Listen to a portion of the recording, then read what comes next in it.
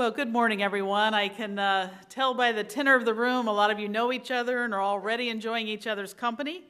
I am Kellye Testy, the Dean of the University of Washington School of Law, and I'm very proud and pleased to welcome you to the second Arctic Encounter Symposium. We are very excited to host this symposium following the inaugural event that was held last year here in Seattle as well. And over the next 2 days, we bring you a program where you will hear from political leaders, energy and industry leaders, environmentalists, and scientific researchers, attorneys, and members of the business and policy communities. We really are appreciative of you joining us for this timely discussion about a wide range of issues in the Arctic, including ongoing and emerging challenges, policy reform, groundbreaking technologies, and of course, culture and human values.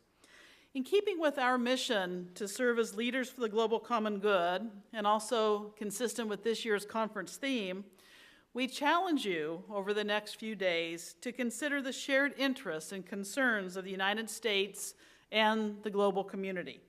We invite you to help develop a robust agenda for the future, including both short and long-term domestic and international priorities and strategies, as the United States begins its chairmanship of the Arctic Council. The Washington Journal of Environmental Law and Policy, which is one of 4 student-edited journals in the School of Law, will publish many of the conference findings in order to extend our discussion to those who could not join us here in person. While you're on campus, I also invite you to get to know our university and our law school. Our community is engaged in a variety of impressive and diverse work in important areas of law, often collaborating with partners across disciplines and seeking to address society's most pressing challenges. In that spirit, I want to especially welcome and ask her to stand Dean Lisa Gromlich, who is also here today from the College of the Environment, and I welcome her as well.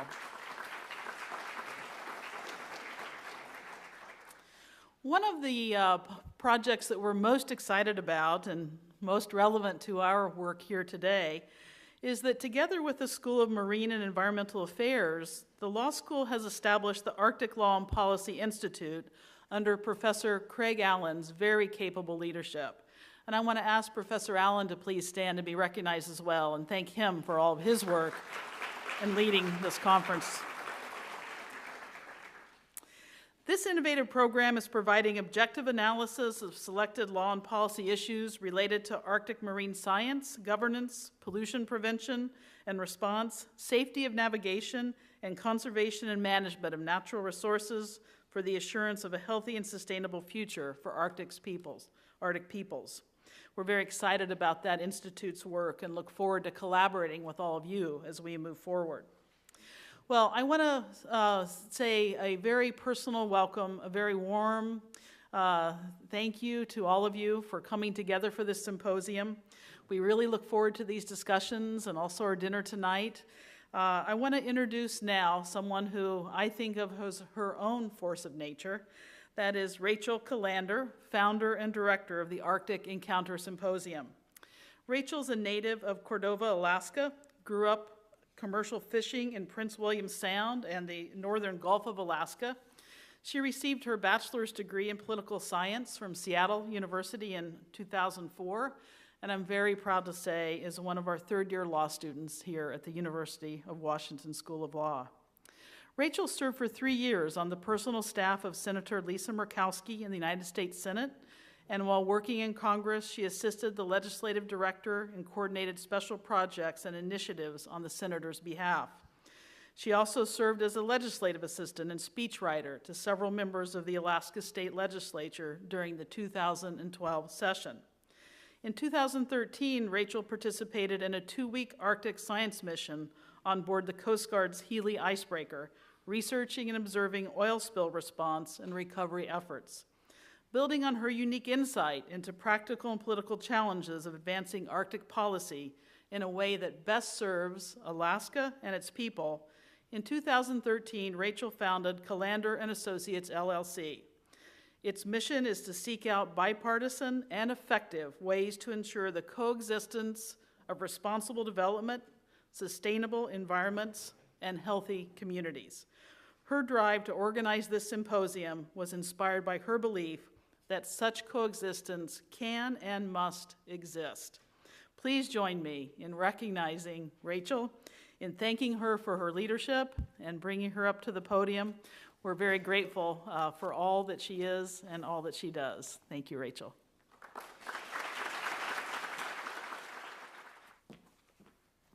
Thank you, Dean Testy. Good morning, and thank you for participating in the second Arctic Encounter Symposium. We have many of the frontline leaders and experts here with us this weekend, and I look forward to the challenging discussions that will take place. Since founding the Arctic Encounter, many people have asked me, Rachel, you're not from the Arctic, so why the Arctic? Well, that is an excellent question. I'd like to take a moment to answer that question, and also I would like to explain why I believe it is so important that all of you are here with us today. As Dean Testy mentioned, I was born and raised in Alaska, many miles south of the Arctic Circle in the fishing community of Cordova. My community is made up of roughly 2,300 people and is only accessible by boat or plane. Our small fishing fleet is the pride of our community. Cordova ranks 21st, for example, out of the top 50 U.S. ports based on volume of seafood annually. Pretty big deal for a community of 2,300 people. Needless to say, we're very proud of that. Commercial fishing is our way of life, and we depend on it fully in order to survive. In 1989, the greatest tragedy my hometown could ever imagine became a reality. The Exxon Valdez oil spill took place in our backyard, which led to 20 years of litigation all the way to the Supreme Court. Up until Deepwater Horizon, the Exxon Valdez oil spill was the largest environmental disaster to take place in U.S. history. The oil spill is a part of my childhood, my experience, and my family, but the most important part of our story is that we survived. That spirit of survival and gritty determination exemplified by the people of my community, the people who raised me, inspired me to do what I do today. I understand what it means to fight to maintain a way of life, a healthy community, an environment, and a natural resource-driven industry. It is no easy task, as many of you know. Many of you who are here today know what we are facing in the Arctic, but for those of you who need a refresher, it is a great thing that you are here. The Arctic ice cap is melting, and it is melting fast. Rising sea levels and changing weather patterns are having a massive impact on communities and landscapes in the far north. Some Alaskan communities have been moved several times due to coastal erosion. When I say moved, I mean literally relocated to a location further from eroding shoreline. So if you think about it in terms of what this means for these people, they are quite literally refugees. They are the first American refugees of climate change. At the luncheon today, you will hear from Edward Itta, who lives in Barrow, Alaska.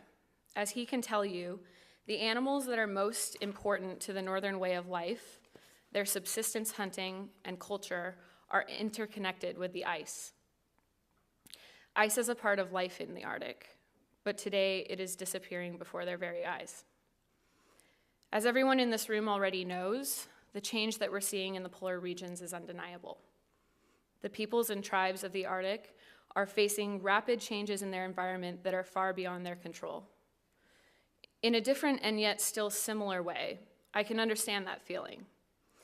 Although I am not from an Arctic community, I have witnessed firsthand what it is like to face rapid change in your environment, community, and culture that is far beyond your own control.